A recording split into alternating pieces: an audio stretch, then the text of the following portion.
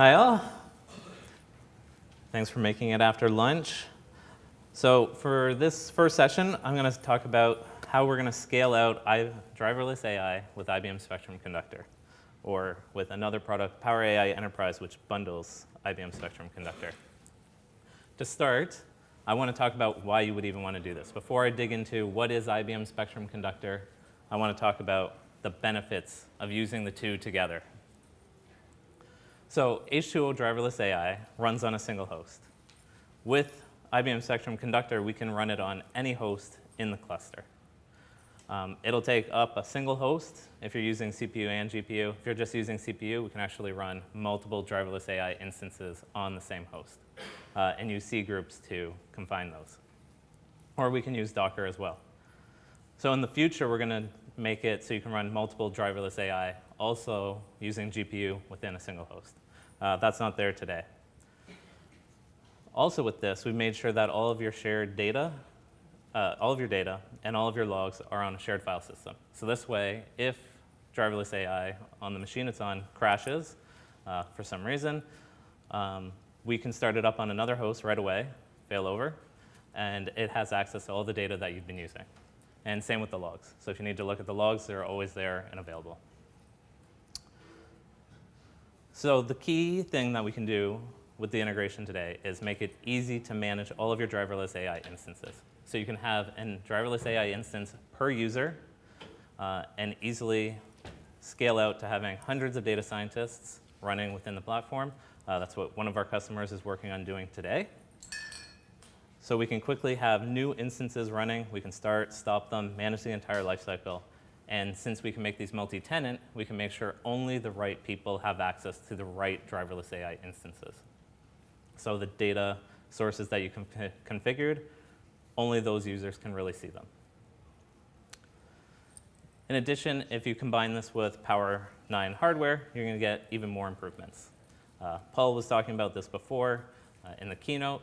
So if you're using the Power 9 hardware, you can have more GPUs on your systems, you have more RAM. I'm not going to dig into that right now. So what is IBM Spectrum Conductor? So IBM Spectrum Conductor is your single cluster. So instead of having a cluster for MongoDB, Spark, driverless AI host that you're going to run, or any other modern day computing framework or applications, we have one single cluster. And with this, we can manage things using C groups, using Docker, to make sure everything's being used the way it should. So with this, we can provide multi-tenancy through two of our features. So if you're doing Spark development or using H2O Sparkling Water, we have Spark instance groups for how you manage your multi-tenancy. So each line of business, team, or if you want, individual user can have their own Spark instance group and map out the parameters they want to use, the data sources, and all that. To run any other kind of applications that you want to use, you can use our application instances feature. So with this, it's a generic feature, and we can run any application. So driverless AI is run in this way. We've also integrated customers' own applications using application instances, so we can really run every single piece of the workload that you want to run all within a single cluster. With this, it maximizes our efficiency. So instead of having dedicated clusters for each of your application workloads, we're using one cluster. So each host is being maximized use. And with Spark, and in the future for other applications, we're really elastic. So when you submit a Spark application, we'll bring up a host, or we'll start using a host and running workload on that host. And when it's done, it terminates the job, and that resource is free for others to use. So we make sure instead of a Spark worker needing to be running on that host always, we can scale up and down as the demands of the jobs require. And then with this, we can run things completely on a shared file system. So you can use NFS or GPFS to run the entire product, or you can just run your data on shared file systems or even binaries. So here's a view of traditional versus conductor management. So in traditional, we have our applications. Each one has its own cluster, its own hardware. Half the time it's not being utilized. So in our Tetris view here in the bottom, we can actually see lots of spaces, so lots of white space. On the conductor side of things, we have lots of different applications running. You have big data, analytics, driverless AI, other long-running services, all using that shared infrastructure.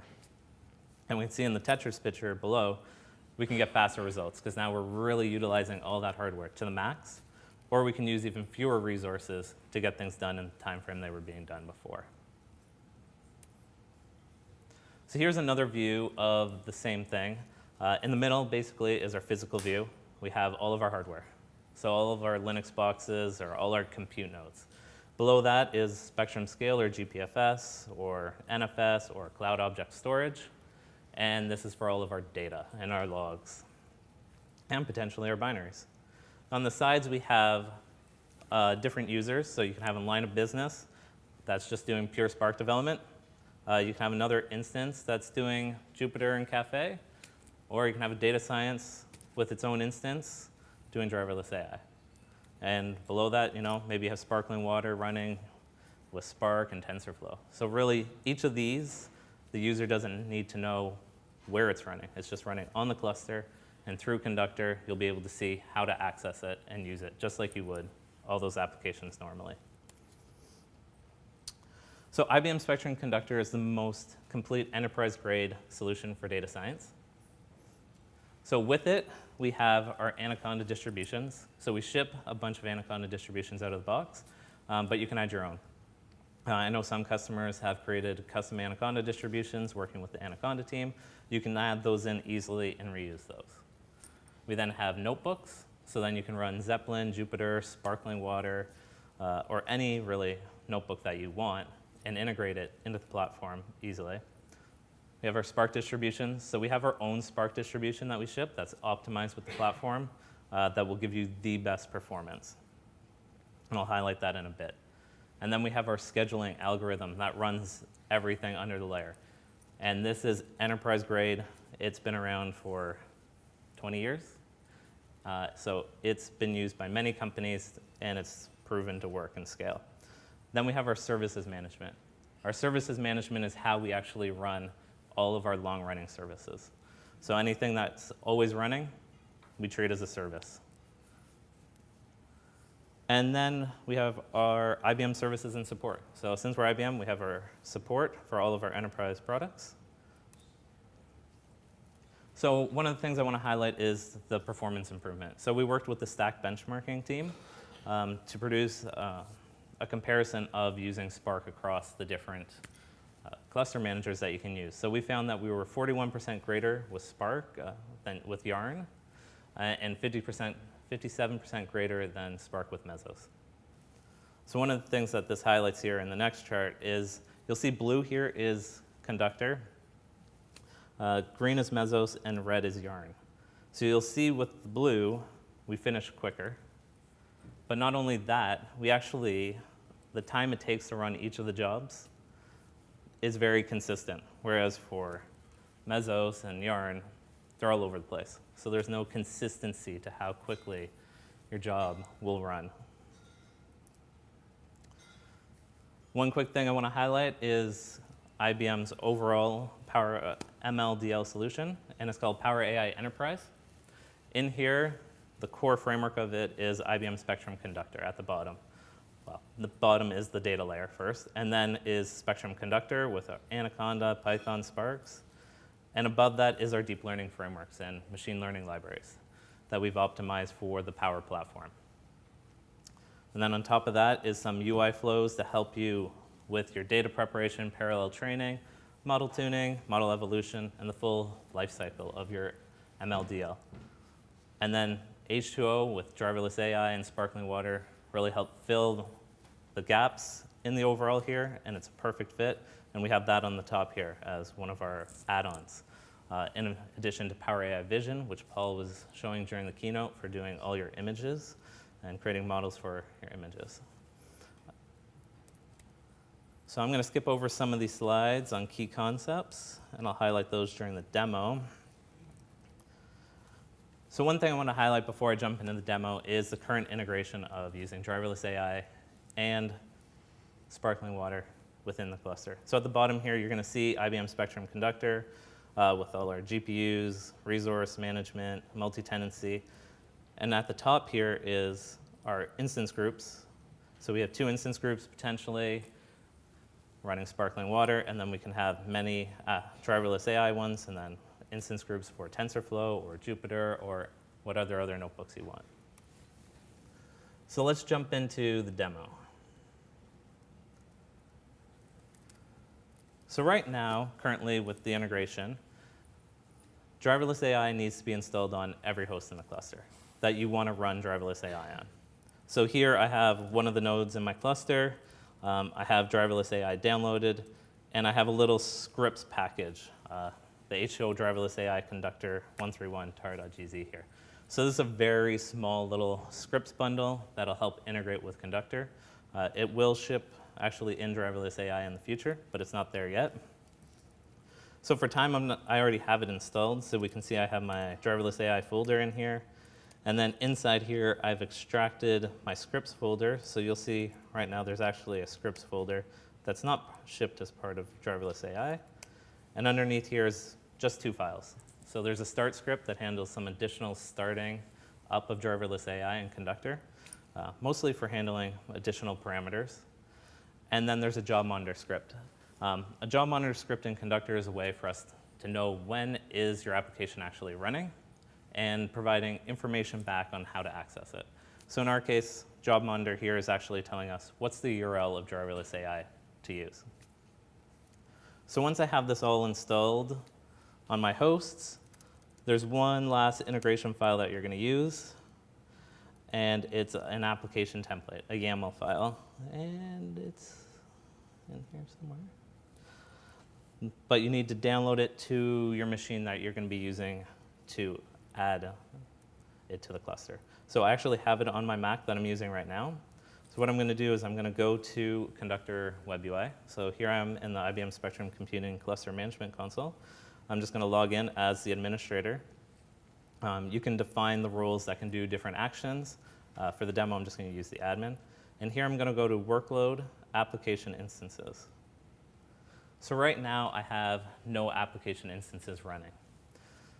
So let's get driverless AI running in the cluster, and let's see how easy it is to get one started now that we have it installed on the host. So the first thing I'm going to do is I'm going to select that driverless AI application template that I have. So in this case, it's DII new template. And then I'm going to say begin registration.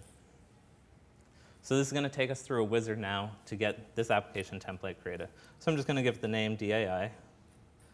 And then the first thing we get into is selecting a top-level consumer. So a consumer is going to help you manage the resources that are going to be allowed to be used by driverless AI and help you define role-based access control. So here I can select line of business A to say that this driverless AI instance is only going to be allowed to use by people that have access to the line of business A consumer. So this is a tree hierarchy, so I can have line of business A and teams below it. I can put people's names for consumers if I want each user to have a driverless AI instance. Then I'll click Next. The next thing we have to select is a resource group. So the consumer that you select will define what resource groups are available to use. So in case you want to make sure you have some dedicated hosts that only certain lines of business can use, you can set that up. So here I'm going to select a resource group that I have pre-created called compute hosts. And then we get into the meat of the registration. Here we can define all the parameters that we want to use to set up driverless AI. So first, we have a couple of mandatory ones. So we need to set up a data directory. So I'm going to say var DAI/data is where I'm going to store all the data for this driverless AI instance. I'm going to give it an execution user to run as. And then I need the install directory. Where did I install it again? And then I'm going to define where I want to put the logs. So the logs can be on a shared file system or not shared file system. The data should be on a shared file system, though, to make sure for failover, the next driverless AI instance that starts up has access to that data still. And then below that, we get into port information. So by default, we set up with the default ports that driverless AI uses here. So for the first instance that I'm going to create, I'm going to leave those. And then I can do SSL information if I want to turn on SSL and have setup certificates. Now, if there were any other driverless AI parameters I want to set up, I can do that in this additional driverless AI configuration up here, and I can comma separate them. For the demo, I'm going to skip that for now. I'm going to click Next. I can review all of my settings here that I've configured, and I can click Register. So now it's already registered in my application instance. So we can see here I have an application instance, what state it's in. So I can select it, and I can say Start. So this changes it into the processing state, so it's starting it up. Once it's done starting, it'll go into the started state. So one thing I want to highlight first is you have some general information about the application instance. So you can have a description. So here I just named it, the description is H2O Driverless AI. If you have other application instances, this is one way to distinguish them as well, beyond the name of the application instance. You can see the consumers that it's using, when it started, and the key area is the outputs. So once this application instance has started, we're going to see the URL of Driverless AI show up here that we can click on to access it. So I'm just going to restart. So we can see it's now in the started state. And if I click on that, it'll launch Driverless AI, and I have Driverless AI running. I must have already been logged in previously because I deleted it all before the demo. So in here, we can now add data sets and do what we want. We're all familiar with Driverless AI, so I'm just going to quickly add this just to highlight that the next application instance that I create is not using the same configuration. So here we have the credit card CSV data set. So let's log out, close that, and now let's actually create another Driverless AI instance. So I'm going to give the same template again. I'm going to just name it DAI2. I'll give it to line of business B this time. I'm going to give it the same compute hosts, and we'll just quickly specify a different data directory. Could be the same execution user or a different one. I'm going to give it a different logs directory. And this time, I need to make sure to give a different port. So I'm just increasing each of the ports by 1. Click Register. So now I have 2. The second one's not started yet, so let's quickly start that up. And while that starts up, I want to highlight how we know who has access. So I actually have another user, not the administrator. So you can see here the administrator has access to all these consumers, so line of business A, B, and some sample ones that are created out of the box. So let's log in with a different user. Let's say user 2. User 2 should only have access to line of business B, so let's go back to workload application instances. And now we only see the Driverless AI 2 application instance. Because if we click on consumers over here, we can see they only have access to line of business B. So this is how we have our role-based access control, and there's tons of permissions to define what each person can do. So in this case, my user can actually start and stop the instance, but you can change that to make it so the users can't start or stop, depending on what you want. And if we were to actually go to this now and launch that up, I can accept the license agreement, log in, and we'll see the data set's not there, because now I'm using a totally different configuration. So this is how I can quickly scale up multiple Driverless AI instances within the cluster for all of the users. Now, I'm going to quickly show Sparkling Water integration real quick, just to show how it's slightly different. So here I have another cluster, and instead of using application instances, we're going to use Spark. So under workloads.For, Spark instance groups, I have a very dedicated application instance for Spark. So it is an application instance behind the scene. It just can manage to use Spark efficiently. So here I'm starting it up, and while it's starting, you can see inside of it, if I go to notebooks, we can create notebooks for users. So each of my users, I can assign a notebook to, so they can have their own dedicated Sparkling Water cluster running and using that for their purposes, and start and stop it when they don't need it. So right now in this cluster, there's only one user. If I was using the other cluster, I could assign it to other users. So inside here, it's starting up. Since Sparkling Water is actually just a Spark application, we can actually see, should be starting. Let's see, where are we at? Okay, we can see that it's starting the Sparkling Water application, and it's in the waiting state. Once it finishes running, we'd be able to launch Sparkling Water from here. For time, I'm going to switch back to the slides real quick to highlight what we're doing in the future for the integrations. So in the short term, we're focusing on driverless AI integration going forward. Sparkling Water is working and is being used by some customers. We will continue to improve that based on customer feedback. Right now, our driverless AI integration is the one that has the most feedback on what people want to see more of. So right now, in the short term, our short term versus long term is actually changing up constantly based on what customers are demanding. So some of the long term ones are actually short term ones now. But we want to handle log retrieval for all of the driverless AI instances through our web UI. That works today for some execution users that you use, but not all. We also want to be able to deploy driverless AI. So today, as I showed, you have to install it on all the hosts. We want to be able to manage the deployment to every host so you don't have to install it yourself too. We did that in the very initial prototypes, but as driverless AI has grown in size, we switched how it works for now. But we will have an option to do that in the future as well. We want to make sure you can modify the application outputs more effectively, and we want to enhance the job monitor. Because today, the job monitor, as I said, was showing the URL to access driverless AI, but it actually doesn't detect when driverless AI has started. It just shows you what the URL is right now. In the future, we want to have improved port management. So today, as I showed, I was changing the port for every application instance that I was creating. We want to manage that better for you so you don't have to figure out what random port may or may not be used by somebody else's application instance already.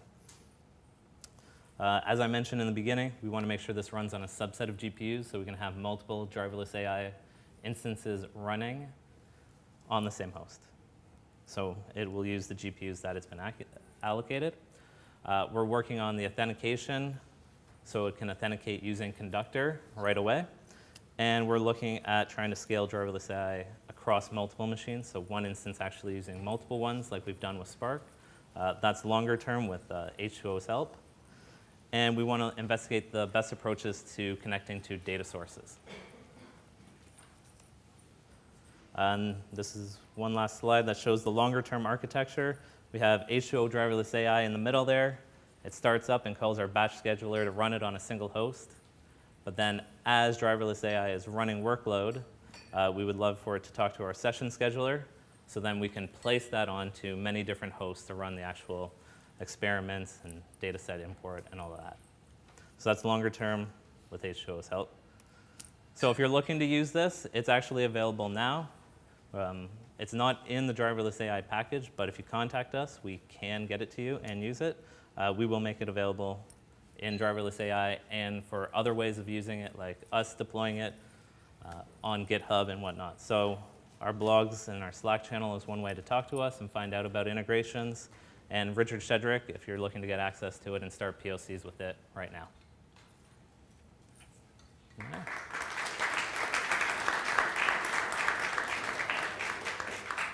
If you have any questions, can I get a mic? Because you could have used Slido next to the presentation, you could do it, but I'll get you.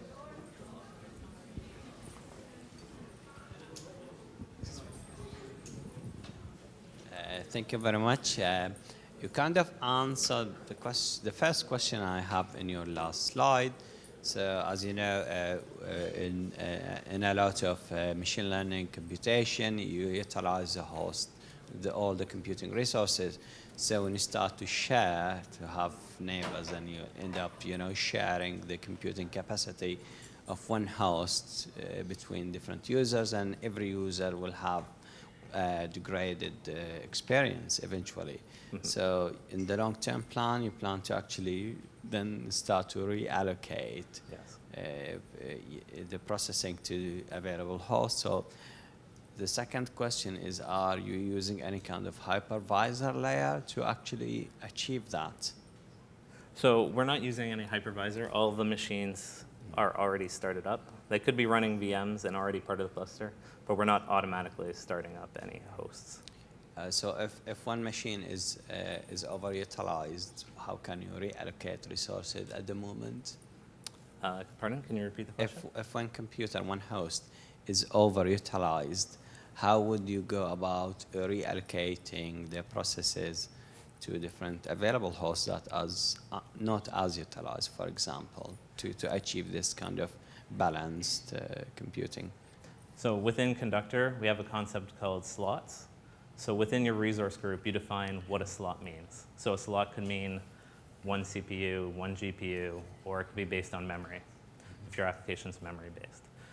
So you usually have to fine-tune what your slot is for your workload to make sure that you're not overutilizing it. So by default, it maps to one CPU. Second question, if possible. So we know about the AVX architecture, Intel GPU architecture, NVIDIA Tensor architecture, Google. So what kind of architecture the IBM Power 9 uses?